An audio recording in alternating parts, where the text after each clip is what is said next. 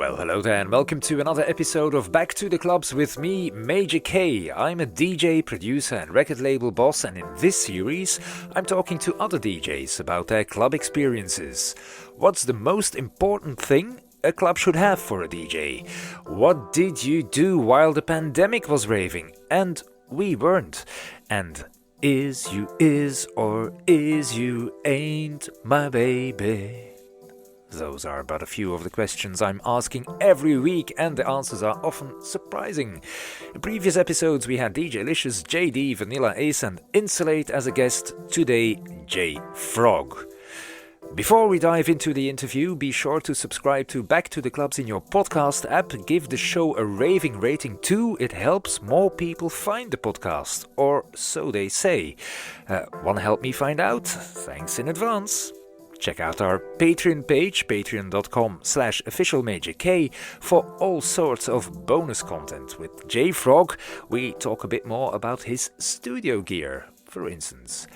You also get the show without this intro, there's free music downloads and so on. You can find me on Instagram, Facebook and Twitter, all at officialmajork. My 2 weekly mix podcast, Flash Forward Presents with Major K, is in your podcast app as well. And if you're in Antwerp, Belgium tonight, Friday the 18th of March, do find me at Grand Café Capital for Flashing Fridays. There are still some tickets available at the door. Okay, J Frog then, a German producer and DJ who was once part of the well-known Scooter. I met the guy at Dancefair a couple of years ago, and after that on and off in the DJ scene. Always was nice chatting to him, and this time isn't any different. What do you think is the most important thing for a DJ in a club? The answer you get today from Jay isn't what you may expect, and one of his most memorable gigs had a lot to do with sand. Curious already? Well, enjoy the show. Here we go. Back to the Clubs with Major K.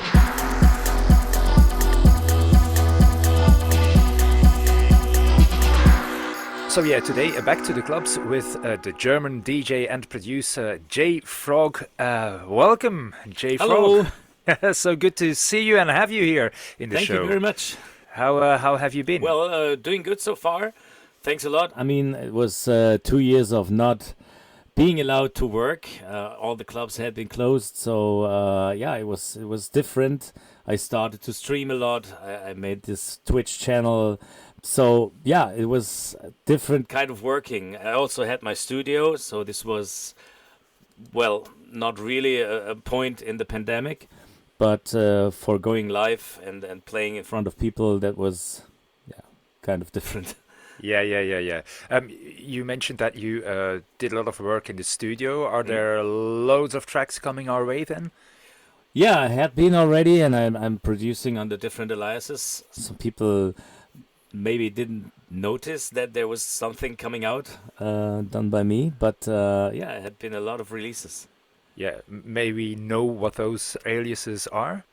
For sure. Well, the main project is J Frog, of course, and then I do a lot with my buddy Jan from Conto Records. The name is Sans Souci, but it's more melodic house, melodic techno, deep house stuff. Then, well, we have different projects for other genres, like Froby for hardstyle and Hype Is Not for housey stuff. Then I had been doing a lot with the Disco Boys. We also had a collaboration single released, and there's a lot coming out with M3, but it's more like a collaboration. Yeah, it's so many different projects. Another one is Squip. Squip is my project for chill out tracks and deep house stuff. That's amazing. That's kind of diverse. Yeah, you might say that. Yeah, but that's a cool thing that you get to collaborate, and even in these times where people were sequestered at home, it's still possible to collaborate because even with the internet, it's so easy nowadays. It's perfect, especially with M3. He is maybe 600 kilometers away, and we do everything over Skype.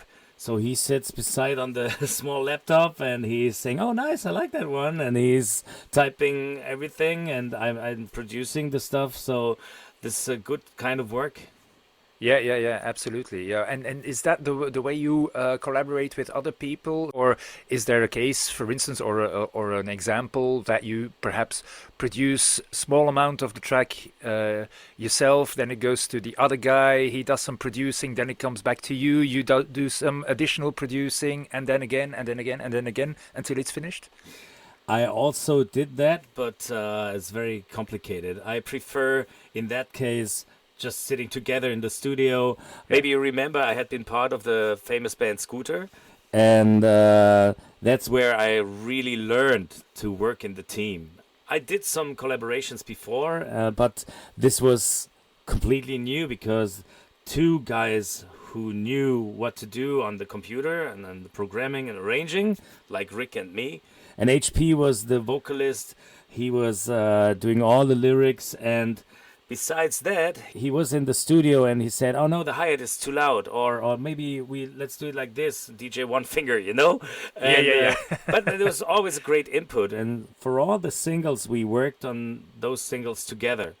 We never had any ghost producer or something.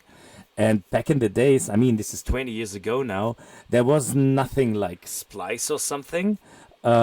We really tweaked the bass drum for 30 minutes and like, oh yeah, here in this frequency. And for people who don't know what Splice is, it's an online service where you can get samples of bass lines, vocals, whatever. You have like a subscription and can download whatever you want, right? Exactly, right. And this makes it very easy to find the right sample you're looking for at that moment. Even if it's just a or a specific snare drum. But we didn't have this. Most of the drums came right from the famous TR-909, especially the hi-hats. Rick loved the hi-hat of the TR-909. You mentioned, Scooter. I saw an Instagram post of yours saying, well, it's been 20 years since I joined that band. Yeah. How did that come about? Because Scooter was already there before you joined, right? Exactly. I was a young kid, and there was this famous fair. It's a music fair. The name was called Popcom. You can compare it with the Winter Music Conference or ADE in Amsterdam.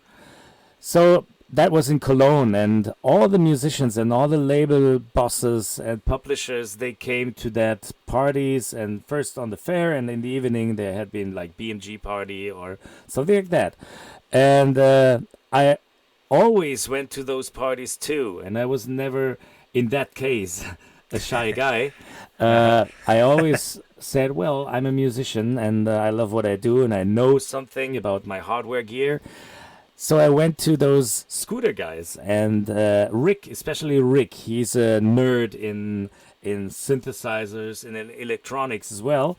And so we always had a nice combination and a nice something to talk about. And we always had like, oh yeah, do you know the virus? There's this new sound bank or something, or oh yeah, you have the Kurzweil. Oh yeah. By the way, did you know that Robert Miles did the whole track of Children in the Kurzweil? There was one sound in addition, I think it was an Insonic or something, but the rest was completely done by the Kurzweil K2000, and all those sounds are in there as presets, like the thunder in the beginning, the piano, the guitar, everything is in there. Oh my! So, yeah, it's amazing. But just to come back to your question of Scooter, so we met always on these shows and we liked each other, and then I was working at the biggest and most successful record distribution company. That they had been called Discomania. All the DJs and all the record stores had been buying their records there. And so they had in their distribution the record label Contour, which is owned by Scooter. And so there was that time that they were searching for a remix. This was the side project Ratty. The track was Living on Video. And I made this remix, and well, this was pretty successful. They liked it very much. And after that, I had the chance to remix Scooter. And I did that. It was for Ramp, which was later, I think, a golden record or maybe even platinum in England. I don't know. It was very successful there. And I did this remix and they didn't like it. Oh, I was so sad. Yeah, the music was so different.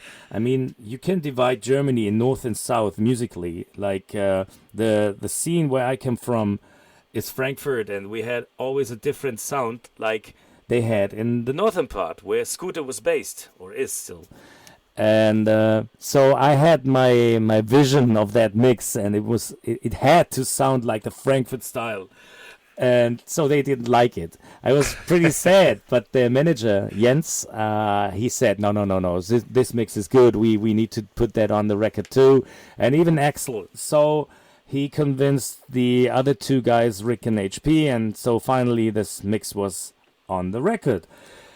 So there was this huge tour, the German tour, and Axel was ill. He was very ill. He was in hospital. So they needed one guy for the final 4 shows. The first of them was played by the roadie.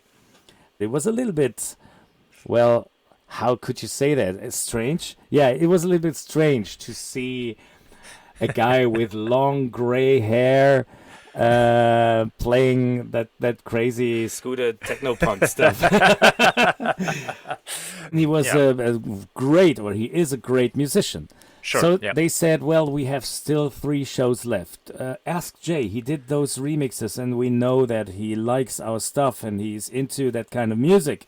Maybe he has time. And so they called me and said, well, we need a guy to play those shows. And I said, yes, of course.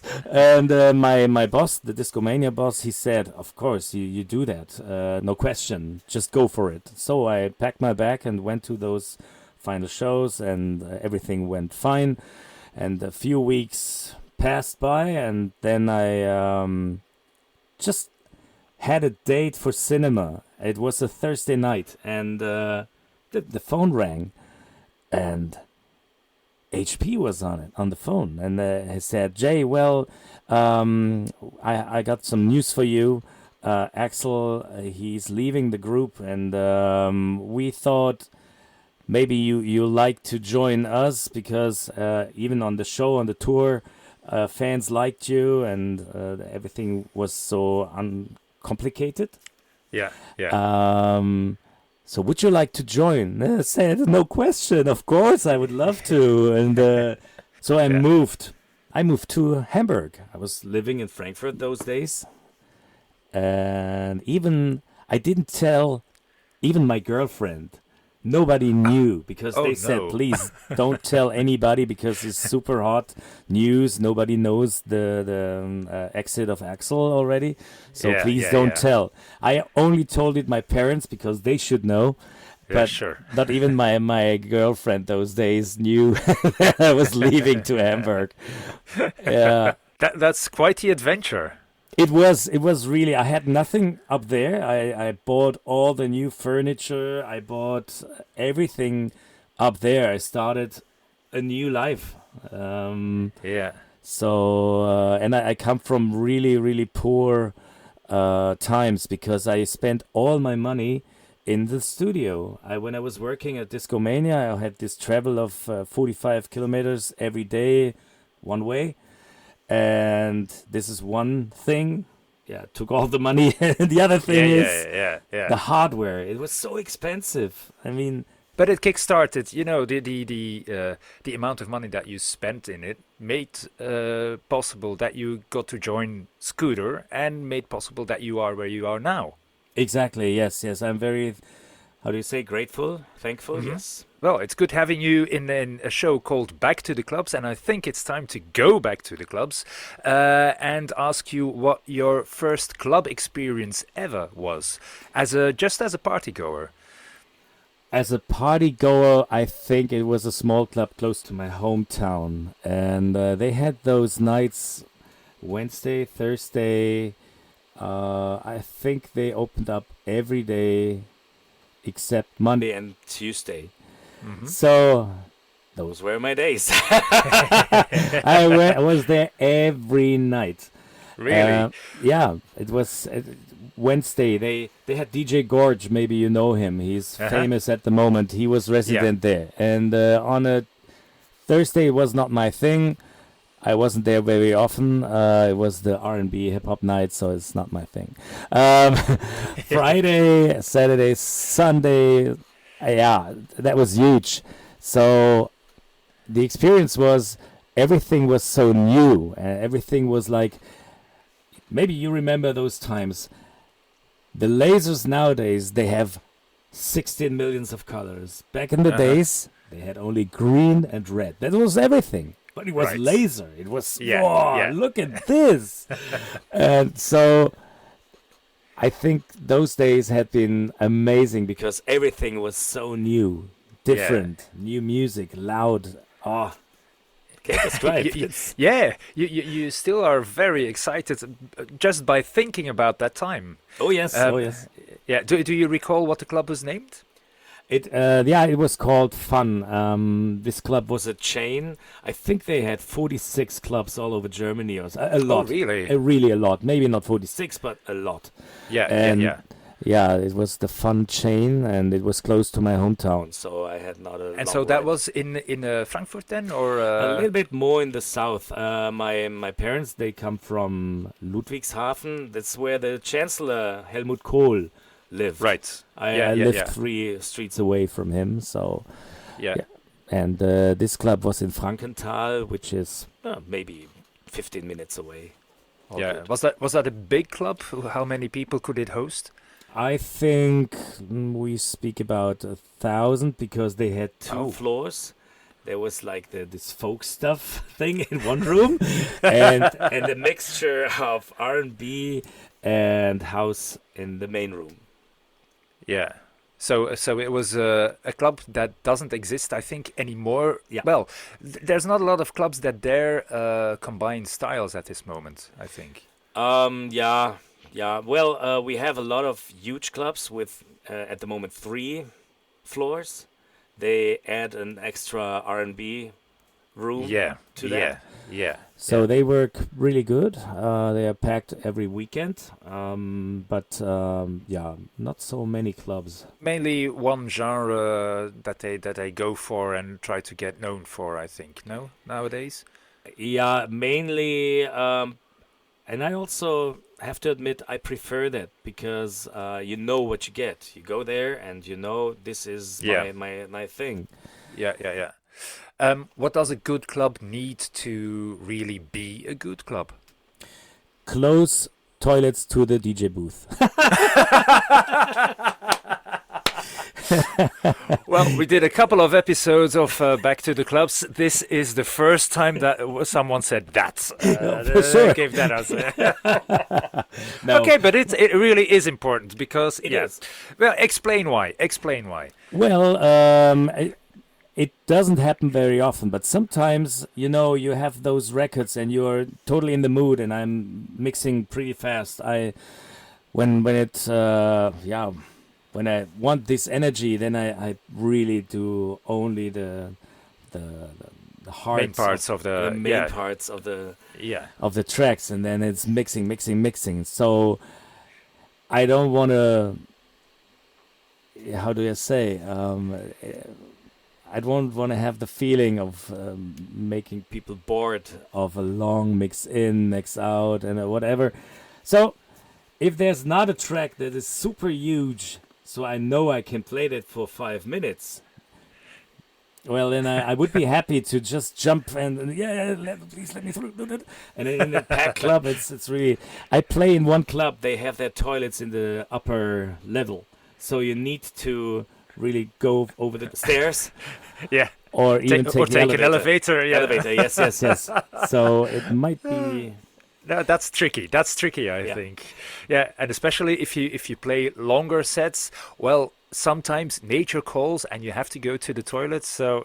Exactly, nature calls. Yes, but to be honest, for a good club is I think it's very important that the mood is great there, that the workers there, that they really love what they do, and you go into a club and then it's nice to get a smile if you enter, and everybody says, "Hey, hello, welcome, and enjoy the night." And so I like that one. Um, this makes a good club. If you would ask me what makes a good night, I would say a warm up, because Right. it doesn't make sense if I go into a club. Maybe I have a lady with me and I want to just have this drink, and I go there. The club opens at 10, and let's say we are there at 10:30, and they play hardstyle or way too loud or something. Yeah. I would turn around and I say, oh, no, what's that? I mean, Yeah. for You me, need to ease into the night. exactly. Really. That's what I Yeah. prefer. Just please welcome the people and say hi. And then people want to talk at the beginning. They see each other after maybe 2 weeks, and they say, hey. And then the other says, oh, well, my boss, he's an idiot. He just put me a lot of work on the table, and I got to do it. So people need this exchange, and it doesn't make sense to play loud and ugly stuff. I mean, don't get me wrong. Hardstyle is of course a genre that people love, and it works. But if I would play a night, I wouldn't start at 10:30 with hardstyle. For me, it doesn't make any sense. Yeah, as a matter of fact, tonight, when this is broadcasted on Friday, tonight I'm doing a party in Antwerp, and we are adding an extra layer even, making it possible for people to eat at the venue. Awesome. Then let the DJ start with some deep house, housey stuff. Then I take over with house to tech house, and after that, you know, the night's really kicked in and kicked off, and everything, people hopefully will feel the vibe going on. I love it. That's exactly what I do, and what I prefer. Yeah. What is the most memorable DJ set you've ever seen in a club? Not by yourself. That's the next question. But Yeah. some other DJ that you thought, well, what the hell is going on here? This is so amazing. Very impressive is the Eric Pritz stuff. But I went to that. There are two things memorable. The first thing was impressive by sound, lighting, and everything. It was at Melkweg during the ADE, and I think Amsterdam, it was yeah. in Amsterdam, and I think it was Nora En Pure. This was a great set and a great mood, and yeah, especially the sound and lighting. That was really impressive. But then there was this other funny thing. I went with Andrew Coyle from Universal, and it was during ADA as well. And we went out, and there was this banging techno night. They only played techno. It was just a bass drum. It was really, I mean, I love that. It's that's where I come from. Yeah. And That dirty vibe. yes. And it's really massive, like, yeah, banging. Yeah. But we are both kids of the 90s, and we really love those tracks. And there was simply that bass drum. So we thought, well, we need some vocals in here.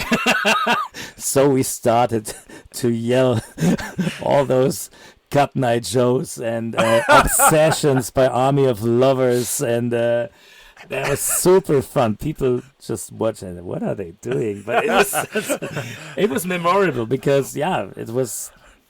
Yeah, we had everything we needed. Yeah, you had everything you needed. You had the background, and you were the foreground in your own heads anyway. Oh right? my God! Yes. Yeah.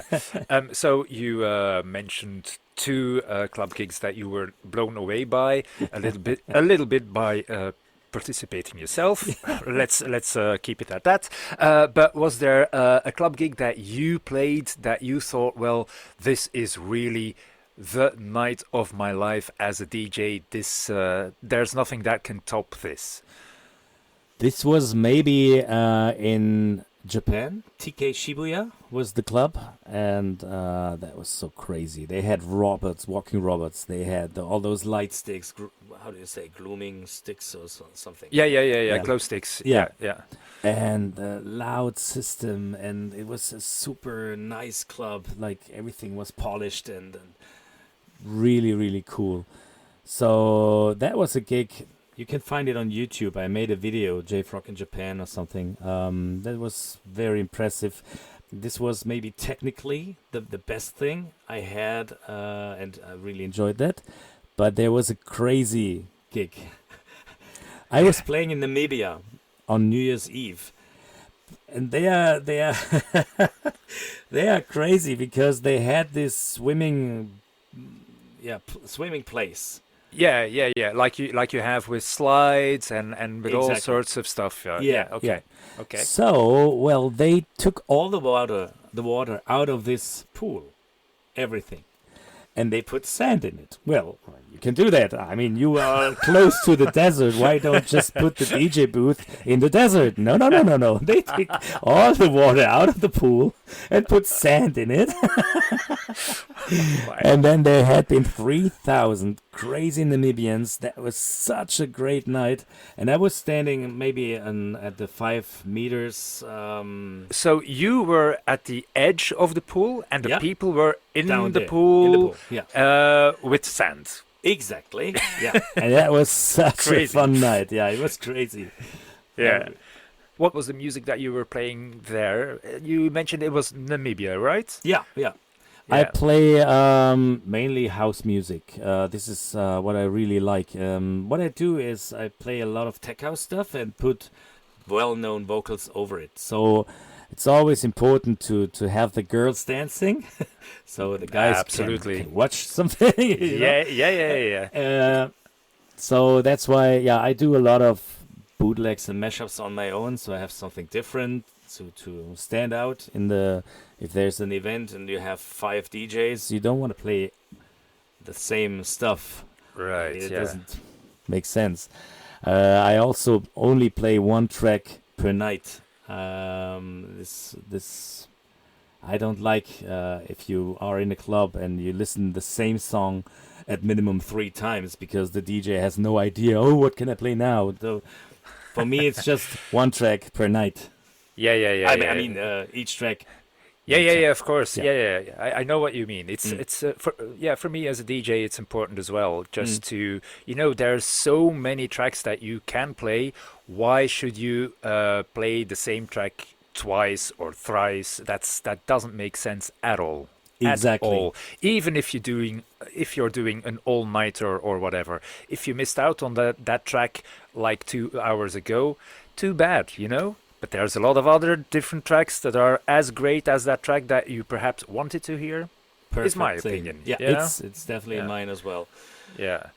So it was house stuff, and I mixed it together with some R&B influences because in Namibia, of course, you have also the soul stuff and R&B, hip hop.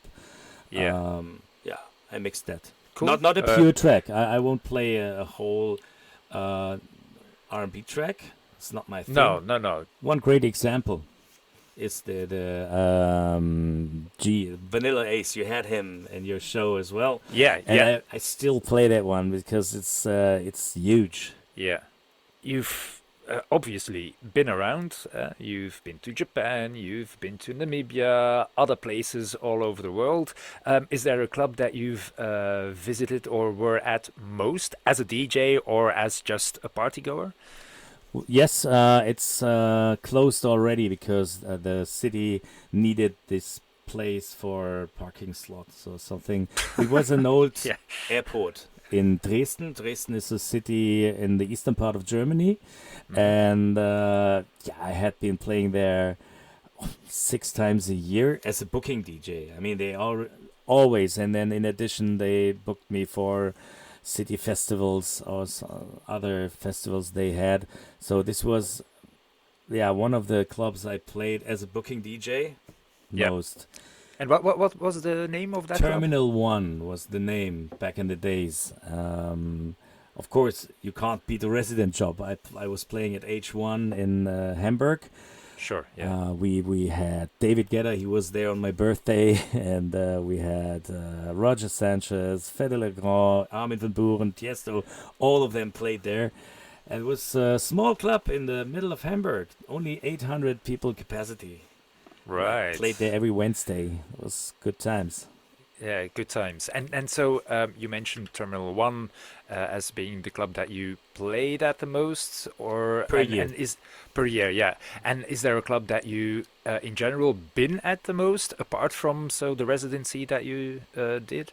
Yeah, I think it's the Paramount Park, which is also closed. It was close to Frankfurt, and it was massive. They had one of the first lasers ever and a huge sound system.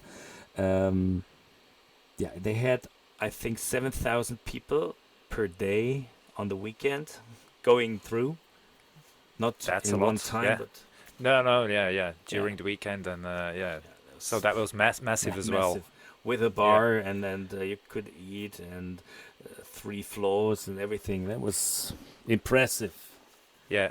You mentioned two clubs that are closed now. Is that something that you noticed that a lot of clubs are disappearing? Yeah, I think so. A lot of people or a lot of clubs have to close due to different interests of people, and especially during the pandemic. I mean, people now own a PlayStation, or they now buy this Yeah. this box of beer, and they just sit together, and yeah, it's different.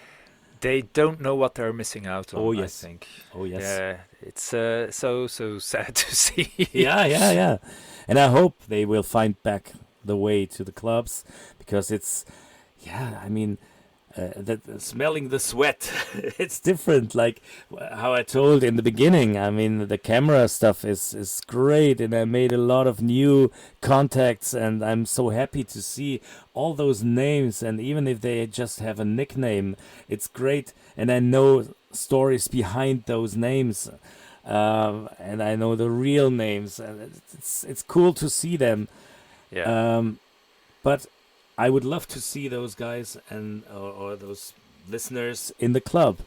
This would be even cooler. Yeah. The communal experience, it's really important, and it can blow you away as well. Yeah. When you talk to other DJs who've been traveling the world as well, Mm. is there a club that you noticed being mentioned quite often as being like the best in the world, or where they have the best experience, or something like that? Well, everybody knows the Berghain here in Berlin. Yeah, in that's that's a classic at this moment. Yeah, you yeah, know? yeah. It's yeah. I've never been there, or maybe one time, I think, but it's a long time ago, and so I don't know how it's developed now, but it seems to be still the place to be. Hard to say which club. I mean, for me, it was always the Ministry of Sound, which was like is so impressive with all those CDJ players and stuff. Wow. That's in London, right? Yeah, Ministry of Sound. yeah. Yeah. So if Berghain is the number one, for sure, Ministry of Sound gets an honorable mention. Then. Yeah, we have the Bootshaus here in Cologne, which is also massive. I played there 2 or 3 times, and you can't believe this. They have the Function One as the monitor system for the DJ. You play there, you play really loud, but you don't have any. I mean, I'm not always a fan of the Function One system, because sometimes I find them very harsh in the heights. Yeah. But this system, it's set up perfectly, and I didn't have any tinnitus or something, nothing in the ear. Yeah. Even of playing loud. Loud. Yeah. Bootshaus Okay. is very impressive. So 3 recommendations there: Berghain, Ministry of Sound, and Bootshaus in Cologne. In which club do you really want to play that you haven't played in before? Ministry of Sound. Okay, noted. Yeah. Yeah, I mean, there are so many nice places in the world, and I would play everywhere where the crowd is great, and where the music lovers are. Yeah. But perhaps because of the reputation that Ministry of Sound has, and I guess that you've been there, but not in a DJ capacity, then that you may think, well, oh yeah, if I would be in that DJ booth right now, I would show them. I think every DJ thinks like that. Every. Yeah, of course. Yeah, it's something to still, and that's a good thing, that even after all those years that you're in the biz, so to speak, so that's more than 20 years at this moment, that you still have those kind of ambitions and dreams, and still that's still going on. Oh yes, for sure. And I have to admit that sometimes I'm really a little bit nervous in front of the show. This is, yeah, I Even like while it. you're a professional, you've been doing this for so many years, doing Yeah. that so many times, and still.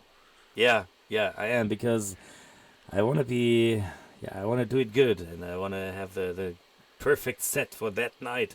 I don't play the same set like if I play on the beach. I would never play my club set. That's maybe the easiest way to describe it. It's always coming Yeah. out from my heart, and I say, okay, now the mood is like this. I need to play this track, and now the mood is rising, and everybody is more into energetic stuff. So Yeah. play that. Yeah. It's not that you have like one playlist and you play that playlist wherever you go. No, I mean, this is one thing I always mention when it comes about the streaming stuff. If you play as a booking DJ and you tour around, and so you can play in Munich and you play this one set, and nobody cares if you play the same set in Hamburg the next day. But if you are in the internet, you can't do this. People say, now he played it yesterday. So this is very nice, and it pushes you to search for new music in front of every set. Yeah, like yeah. And more clubs, I think, are recording the sets that DJs are playing to put on their socials, to put on their YouTube account, to garner a lot of attention for the club and for yourself, of course. But that's why when it's all out there, it's kind of impossible. Well, you can always do that, but it would be crazy to do the same set every day. I mean, everybody of us has their own favorites and hits. Of course, we play tracks over and over again. As I mentioned, this Vanilla Ace track, I know when I need to put this on the decks. Yeah. Even if it's, I think, 6 or 8 years old, I don't know. It's very old, but it's still, it's cool. It works. Yeah. So for sure, we have our hits, and well, can you remind me what track by Vanilla Ace was that exactly? it's the G. Yeah. Exactly. Famous hip hop sample. Yeah. There's one sentence I always say: it's not like an old or a new song. It's just about good and bad music. You can play a track which is 20 years old now, like the Techno Cat, Tom Wilson, and I still love the Dance Like Your Dad mix. And this track is from 1996, so we are talking about 26 years now. I still love it because it's a great production and it works, and it's something cool for the people to listen to a track they know from back in the days. You don't need to do a whole 90s show. No, of course, yeah. Even if I'm booked for those a lot this year. But it's always nice to have one of those tracks in there. I mean, why is Insomnia so big in the Epic Mix now, released last year? So Yeah, of course. And moreover, you say, well, for people that know the track, it's that track again, great to hear that again. But for people that are way younger, who weren't there perhaps for the release of the track, perhaps they kind of discover something new. Exactly. Yeah. And it fits right in the rest of the set. Yeah, that's it. Yeah. So you mentioned that you had some bookings coming up, mainly 90s oriented bookings then, or? Well, there are 7 huge festivals in Denmark coming up this year. I play a back-to-back set with my friend DJ Sash. He is. That's nice. Yeah. We are friends since a few years now, and so we always had this experience. We had a few times on Cyprus and even in Germany and in Scotland. So we are used to do that, And so there's gonna be 7 shows besides Robin S, Maxi Jazz from Faithless, Crystal Waters, a lot of 90s acts, and so we are playing there as well. Yeah. Then there I have a huge boat cruise. It's all about 90s. All those culture beats and Mr. Presidents of the world, they are there. E17 and our heroes, you know. And I'm a DJ there as well, so this is gonna be cool. Loads of 90s stuff. It's very successful in Germany and I think all over Europe at the moment. Yeah, there's a kind of a revival going on in there. Yeah, absolutely. And hope that there are more gigs to come. Hope as well that we get to meet up in real life again. That would be really, really great. Seeing you again, and who knows, play a set together or play at the same festival or same club together. That would be really great. So see, I have my dreams as well, my friend. I have my dreams as well. That's nice. Jay, it has been so much fun talking to you. Great stories you've told us, and I wish you the best year ever as a DJ. And as said, perhaps we'll meet up soon. I hope so. In any case, thanks for being here. Looking forward to that. Thank you so much for inviting me. And I also hope to see you soon. And out there, all the best for you. Stay safe. And please, whenever you see me playing in the club, come to the booth and say hi. I listen to the podcast. And let's have a Jägermeister. Oh, whatever. You had me at Jäger. Yeah, absolutely. Jägermeister, that's my deal as well. And I guess that for a lot of people, that's the case. And do say hi to Jay when he's playing somewhere. Really nice talk. Thank you very much. Thank you. And all the best for you. Bye-bye. Jägermeister, yes sir. Give me a shot in a tiny bottle. I'll drink it with an après-ski ritual and I'm all set. You would be as well as a patron of this show by supporting it on patreon.com/officialmajork. See the link in the description of the show. The bonus content there is worth your while for sure. Oh yeah, if you like the show, don't forget to subscribe to it in your podcast app and find me as @officialmajork on Instagram, Facebook and Twitter. Next week's guest is gonna be Robert Abigail of the Mojito Song fame. But there's way more to him than that. So see you next time and enjoy the sunshine. Bye bye. Back to the clubs with Major K.